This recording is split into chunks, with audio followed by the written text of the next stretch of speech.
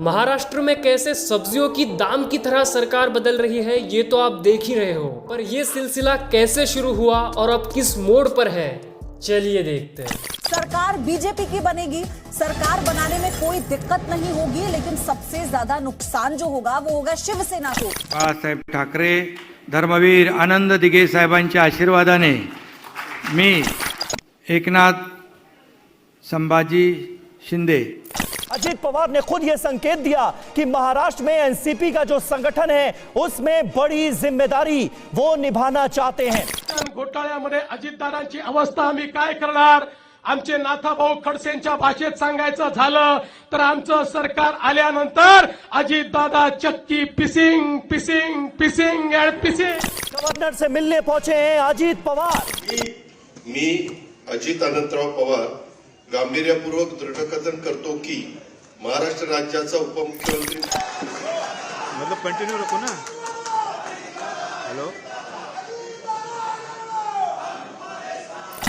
तो बात है 26 नवंबर 2019 की, जब कांग्रेस, एनसीपी और शिवसेना के अलायंस से महाविकास आघाड़ी की सरकार बनी और उद्धव ठाकरे बने महाराष्ट्र के चीफ मिनिस्टर। फिर लगभग 2-2.5 साल तक ये सरकार चली और ऐसा लग रहा था कि सब नॉर्मल है, पर एक दिन अचानक एकनाथ शिंदे लगभग 40 एमएलए को लेकर गुवाहाटी पहुंच जाते हैं और पता चलता है कि जो चीजें नॉर्मल लग रही थी वो नॉर्मल नहीं थी, बल्कि अंदर ही अंदर कुछ बड़ी प्लानिंग चल रही थी। फिर 8 दिन ये गुवाहाटी के एक आलीशान होटल में गुजारते हैं, जहां इनके होटल का बिल लगभग 70 लाख रुपए आता है। फिर इसके बाद एकनाथ शिंदे और उनके एमएलए बीजेपी के साथ मिलकर सरकार बना लेते हैं, जिसमें एकनाथ शिंदे सीएम और देवेंद्र फडणवीस डिप्टी सीएम बन जाते हैं। और एकनाथ शिंदे कहते हैं कि असली शिवसेना हम हैं, क्योंकि उद्धव ठाकरे बाळासाहेब ठाकरे की विचारधारा को आगे नहीं बढ़ा पाए और हम उस विचारधारा को आगे बढ़ा रहे हैं। और अब एक बड़ा सवाल आगे खड़ा हो जाता है कि किसकी होगी शिवसेना, उद्धव ठाकरे की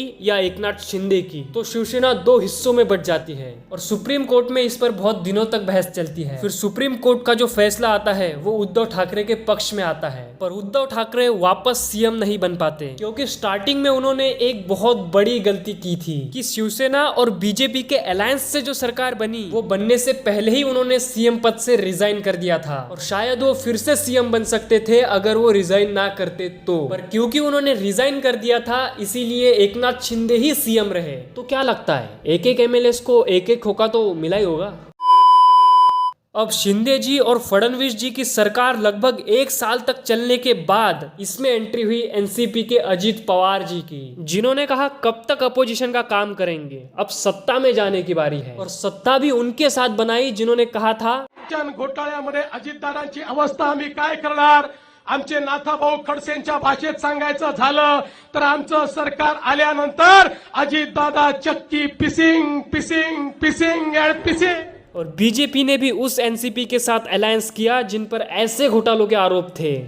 महाराष्ट्र स्टेट कोऑपरेटिव बैंक घोटाला, महाराष्ट्र सिंचाई घोटाला, अवैध खनन घोटाला, इनकी लिस्ट भी बहुत लंबी है। अब अलायंस के बाद सीएम एकनाथ शिंदे ही रहे, पर डिप्टी सीएम बने अजित पवार। अब अजित पवार के साथ जो एमएलए गए हैं उनमें से कईयों पर बड़े बड़े घोटालों के आरोप हैं और बीजेपी ने न जाने कितनी बार ये घोटाले गिनवाए हैं। इसके बावजूद भी बीजेपी ने एनसीपी के साथ अलायंस किया। अब आगे इन घोटालों के बारे में बात होगी या इन मामलों को दबाने की कोशिश होगी, ये तो आने वाले वक्त में पता चल ही जाएगा। पर क्या इसमें बीजेपी ये कहना चाहती है कि घोटाले करने हैं तो हमारी पार्टी में शामिल हो जाओ, या घोटाले करने का अधिकार हमारी पार्टी को है? और फिर एक बड़ा सवाल खड़ा होता है कि एनसीपी किसकी होगी, शरद पवार या अजित पवार? शरद पवार जी बोल रहे हैं मैंने ये पार्टी बनाई है और मैं इस पार्टी को फिर से खड़ा करूंगा, पर अजित पवार जी ने पार्टी के एमएलए के साथ मिलकर सत्ता बना ली है। क्या सारी अपोजिशन अब ईडी सीबीआई के डर से बीजेपी में चली जाएगी, या बीजेपी अपने पैसों के दम पर अपोजिशन को खरीद लेगी? कुछ भी हो, पर हम ईडी सीबीआई के डर से या पैसों के आगे झुक के उनके आगे नहीं गिरेंगे। हम डट कर उनका सामना करेंगे, क्योंकि हम संविधान के साथ हैं। अगर वो संविधान के खिलाफ होंगे